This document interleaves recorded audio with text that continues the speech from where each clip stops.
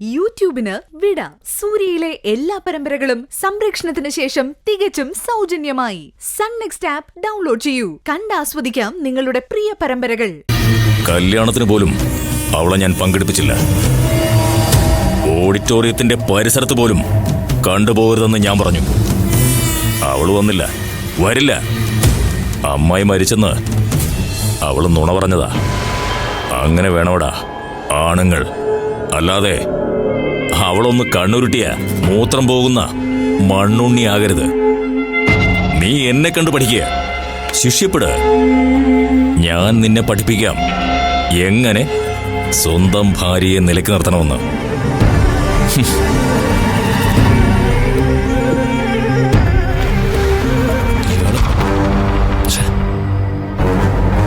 ഇയാളോട് സംസാരിക്കാൻ പോയ എന്നെ വേണം. ഇനി കാര്യം എന്താണാവോ?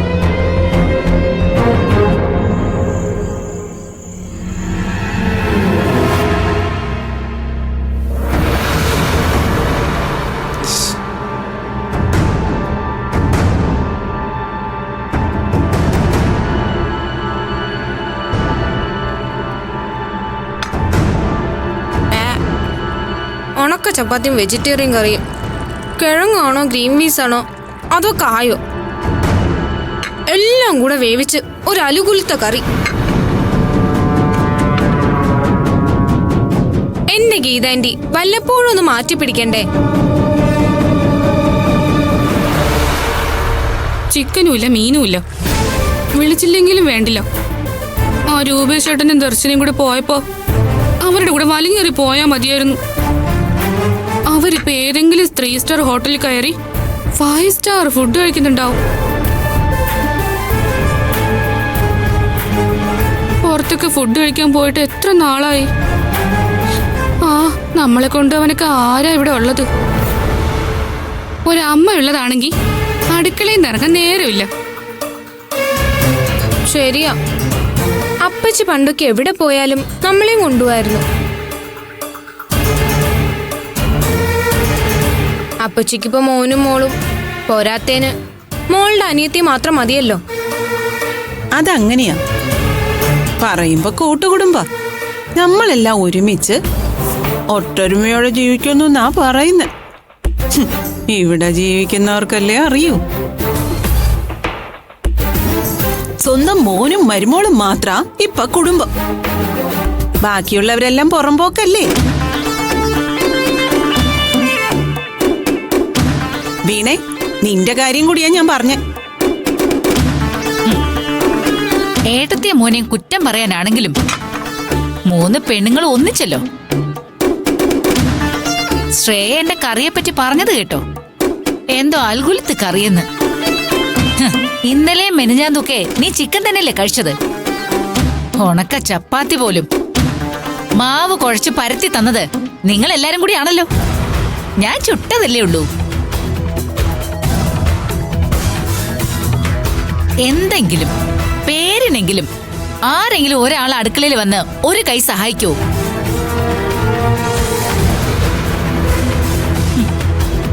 വന്നിട്ടേ ഒരാഴ്ച ആയില്ല ദർശനമോള്.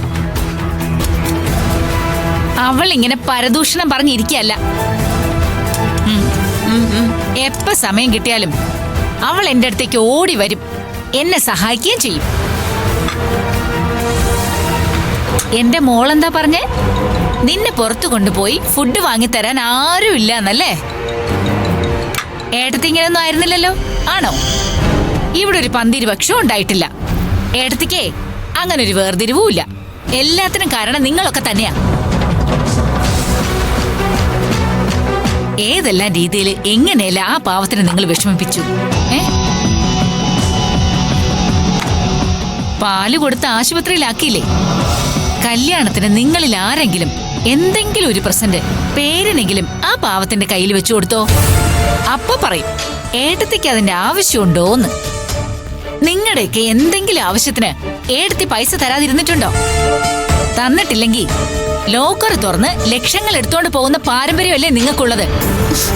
നിങ്ങൾ ഉണ്ടാക്കി തരുന്നത് കഴിക്കുന്നുണ്ടായിരിക്കും ഈ പ്രസംഗം കേൾക്കേണ്ടി വരുന്നത്. അതങ്ങ് കഴിക്കണ്ടെന്ന് വെച്ചാ പോരെ? അയ്യോ, ചതിക്കല്ലേ എന്റെ ഗിരിജെ, ചതിക്കല്ലേ. ഗിരിജ അത്താഴം കഴിച്ചില്ലെങ്കി എന്റെ വയറ് നിറയില്ല. വേണമെങ്കിൽ കഴിച്ചാ മതി. എനിക്കേ ഇങ്ങനത്തെ അലുകുലത്ത് കറിയ ഉണ്ടാക്കാൻ അറിയൂ. സൗകര്യമുള്ളവര് കഴിച്ചാ മതി. എനിക്ക് മോളെ, നീ ഫോൺ എടുത്ത് എല്ലാവർക്കുള്ള ഫുഡ് ഓൺലൈനിൽ നിന്ന് ഓർഡർ ചെയ്യ്. പൈസ ഞാൻ കൊടുക്കാം. വീണേ, നിനക്ക് എന്താ വേണ്ടെന്ന് വെച്ചാ പറഞ്ഞു.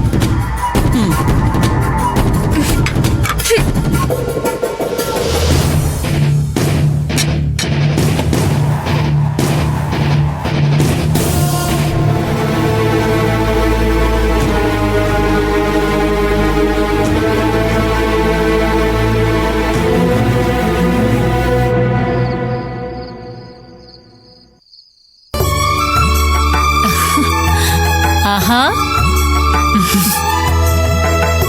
നല്ല ഷോപ്പിംഗ് കഴിഞ്ഞ ലക്ഷണം ഉണ്ടല്ലോ. ഒരു കട മുഴുവൻ ഇങ്ങ് വാങ്ങിയോ? കാത്തിരുന്ന ഗീതമ്മ മുഷിഞ്ഞു കാണും. ഓ, അല്ല, ഇവിടുത്തെ പരദൂഷണ സംഘമൊക്കെ നേരത്തെ കിടന്നോ? അമ്മ പറയുമായിരുന്നു, കമ്പനിയുടെ ഹെഡ് ഓഫീസിൽ രൂപേഷേട്ടന്റെ അച്ഛൻ ഒരു ബോർഡ് തൂക്കിയിട്ടിട്ടുണ്ടെന്ന്. ഇവിടെ സന്നിഹിതരല്ലാത്ത ആരും കുറ്റം പറയരുതെന്ന്. ആ ബോർഡ് ഈ വീട്ടിൽ തൂക്കിയാലോ എന്ന് അമ്മയ്ക്കൊരു മോഹം. അത് കേട്ടപ്പോ ഞാൻ പറഞ്ഞു, ആ ബോർഡ് തൂക്കിയാ പിന്നെ ഈ വീട്ടില് ഗീതമ്മ മാത്രമേ കാണൂന്ന്. പക്ഷേ അത് ഹാളിൽ വേണം തൂക്കാൻ. എന്റെ ബെഡ്റൂമിൽ തൂക്കിയാലേ ഗീതമ്മയും കൊടുങ്ങും. ഗീതമ്മ മറ്റുള്ളവരെ കുറ്റം പറയാനേ എന്റെ ബെഡ്റൂമിലേക്കാ വരിക. പോയെടുത്തി. പുതുപ്പെണ്ണ് ഈ വീട്ടിലെ എല്ലാവർക്കും പരദൂഷണക്കാർക്കുൾപ്പെടെ ഡ്രസ് വാങ്ങിച്ചിട്ടുണ്ട്. ഒന്നല്ല, 2 ജോഡി വീതം. എന്തിനാ വെറുതെ വാങ്ങിയത്? 2ന്റെ അലമാര തുറന്നു നോക്കണം. ഗിരിജയ്ക്ക് 3 ഷെൽഫ് നിറയെ സാരികളാ. ആ, അതവള് പറഞ്ഞു. ആ, ഞങ്ങൾ ഷോപ്പിങ്ങിന് ഇറങ്ങിയത് തന്നെ ദർശനം നിർബന്ധം പിടിച്ചിട്ടാ. അഞ്ജനിക്ക് കുറച്ച് ഡ്രസ്സുകൾ എടുത്തു കൊടുക്കണമെന്ന് ഞാൻ വിചാരിച്ചു. അതിവളോടൊന്ന് പറഞ്ഞു. ആ, അങ്ങനൊരു പതിവേ നാട്ടിലുണ്ടേടുത്തി. നവദമ്പതികൾ അടുത്ത ബന്ധുക്കൾക്കൊക്കെ പുതുവസ്ത്രം വാങ്ങിക്കൊടുക്കാറുണ്ട്, പ്രത്യേകിച്ചും വീട്ടിലുള്ളവർക്ക്. പറയാതെയും ചോദിക്കാതെയും വാങ്ങിക്കൊടുക്കുമായിരുന്നല്ലോ. അപ്പോഴല്ലേ അവളുടെ ആക്രാന്തം. സാരിയുടെയും സ്വർണത്തിന്റെയും കാര്യത്തിൽ ഗിരിജയ്ക്കുള്ള ഭ്രാന്ത് ഞാൻ ഇതുവരെ മറ്റാർക്കും കണ്ടിട്ടില്ല. ആ മോളെ, അഞ്ജനമോൾക്കുള്ള ഡ്രസ്സൊക്കെ നിങ്ങൾ മുറി കൊണ്ടുപോയി വെക്ക്. ബാക്കിയുള്ള ഓരോരുത്തർക്കുള്ള ഡ്രസ്സ് ഗീതമ്മയുടെ കയ്യിൽ കൊടുക്ക. നിന്റെ കൈകൊണ്ട് വാങ്ങാനുള്ള ഭാഗ്യം അവർക്കില്ല എന്ന് വിചാരിച്ചാ മതി. അത് വേണ്ടമ്മേ, ഞാനിപ്പോ ഗീതമ്മയുടെ ഡ്രസ്സ് മാത്രമേ കൊടുക്കുന്നുള്ളൂ.